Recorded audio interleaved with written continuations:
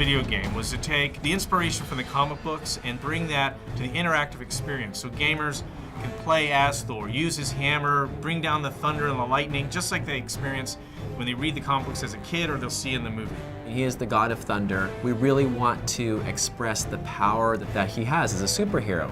He's going against big demons and giant trolls scattered across the 9 worlds. The bosses of each of these worlds are these monstrous, titanic entities with all sorts of different powers capable of tremendous destruction. It's been great to take ideas and concepts, not just from the comics, but from Marvel themselves, building enemies that are worthy of Thor. The game is not a play-the-movie game. Our narrative is very different. We worked with Matt Fraction, who's one of the scribes for the Thor comic. When we first started talking about the music for Thor, I pulled together all the different concept art, the videos from the game. What we actually wanted the music to do is play like a thread that is tying the game together from a dramatic point of view.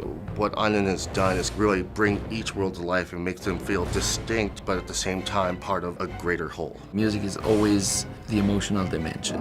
The Thor game is a real opportunity for gamers to finally get a chance to have a dedicated experience where they can play as Thor the entire way through and really get that sense again of being a god. The main part of the game is your melee combat. Using your hammer, he has many different combos, and then you also have your god powers. We work the god powers into the combos. He's got thunder, he's got wind moves, which are kind of his people mover, and then lightning, which is obviously one of the key iconic things about Thor.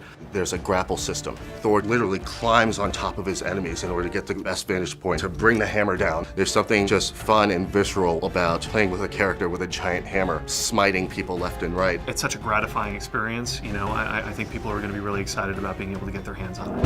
One of the key things to think about in terms of Thor God of Thunder for the Wii is it's not a port of the next-gen game. It is its own unique game. I don't think the Wii has ever had this kind of title on it before. It's much more action-driven. I want the player to be able to take away the feeling that they were able to wield the power of Thor. A young gamer can just enjoy swinging the Wii remote around, breaking things, and then a more hardcore gamer will be really impressed with the depth of the combat and the depth of the player progression. We've got a few unique levels that don't appear in the next-gen game. We've got our own unique flying levels, which are an entirely different form of gameplay. We feel that you get a better game out of building a project from the ground up rather than bringing it over from a different system. It's given us the opportunity to have unique characters, unique flight levels, and a completely unique ending to the game that features a new experience that you wouldn't get on any of the other consoles.